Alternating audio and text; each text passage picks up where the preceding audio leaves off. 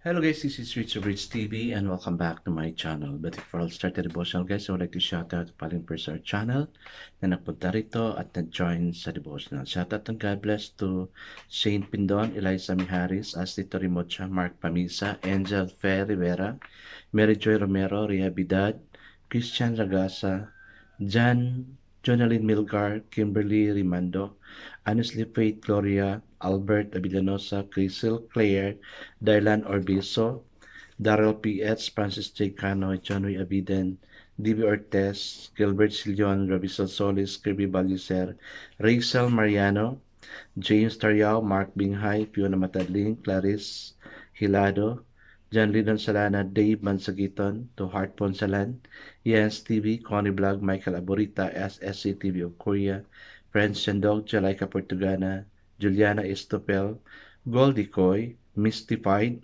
CJ Kanha, and Yoki Nushita. God bless us all, guys.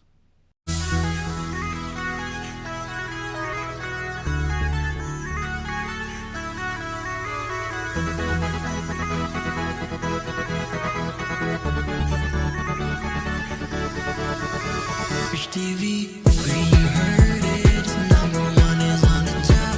Good advice is they'll never stop. Rich TV, where you heard it, number one is on the top. Good advice is they'll never stop. Hello guys, nakapagsimba na ba ang lahat? Sana no, huwag natin kaligtaan na magsimba talaga every Sunday, or if there's an opportunity for us to join any ay mga simba or mga fellowship like this, no, sa devotional. Kasi we never know what will happen next, no, kasi alam nyo naman yung mga pangyayari ngayon. Sa China, there's another virus na nakita, parang nagla-lockdown sila. It was predicted also na parang may lockdown na naman na mangyayari. So, nakakatakot talaga, no? Kaya at this time, di tayo dapat mapapetik-petik, but instead we have to spend time with God. Lapit tayo kay Lord. Kasi yung salvation natin, nasa kay Lord lang. I guess let's not proceed to our devotional. Let's open our Bible to 1 John chapter 3 verse 21 to 24, and then let's jump to chapter 5 verses 14 and 15. Still guys, I'm using the devotional study Bible because the word just is so simplified, maintindihan talaga natin. Okay, the word of the Lord in 1 John chapter 3 verse 21 to 24 says, Dear friends, if our hearts do not condemn us, we have confidence before God and receive from Him anything we ask, because we obey His commandments and do what pleases Him. And this is the command, to believe in the name of His Son Jesus Christ, and to love one another as He commanded us. Those who obey His commands live in Him, and He in them. And this is how we know that He lives in us. We know it by the Spirit He gave us. Then to chapter 5 verses 14 to 15. Tama ba? Yes. It says, this is the confidence we have been approaching God, that if we ask anything according to His will, He hears us. And if we know that He hears us, whatever we ask, we know that we have what we asked of Him. Amen and amen. Ay guys, let's now pray. Father God, this is the third day na sinasabi mo, dear God, na whatever we ask, you're going to give it, O Lord. Lord, we pray, O God, for our salvation, O God. Protection in us, O God, especially na may kumakalat na naman na virus, O God.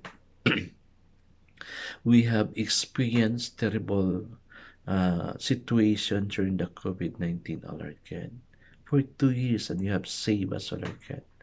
But Lord, we thank you that you're going to save us again from this damnation made by people in order to eradicate people because of their plans to become rich, or get to be somebody. Lord, what does it profit a man if he gains the whole world and loses their own soul? Lord, save us spiritually and save us also physically, O God. Lord, protect us that the wiles and schemes of the enemy would not prevail in us, O Lord God. Cover us altogether in your precious blood. In Jesus' name we pray. Amen and amen. The focus verse we have for this evening, guys, is found in 1 John 3, verse 21. It says, Beloved, if our hearts does not condemn us, we have confidence towards God. And another verse is 1 John chapter 5, verse 15. It says, If we know that He hears us whatever we ask, we know that we have the petitions that we have asked of Him. So the title of our devotion for this evening, guys, is Laying Hold of God's Willingness. The Apostle John gives us two ifs about prayer.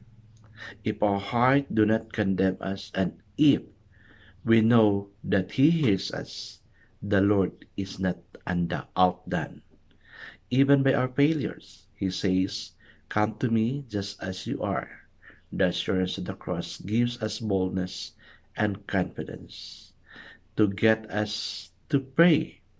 The Lord removes the barriers, creates the desires, gives us Himself, reveals His will, and then gives us the courage to ask for what He is more ready to give than we are to ask.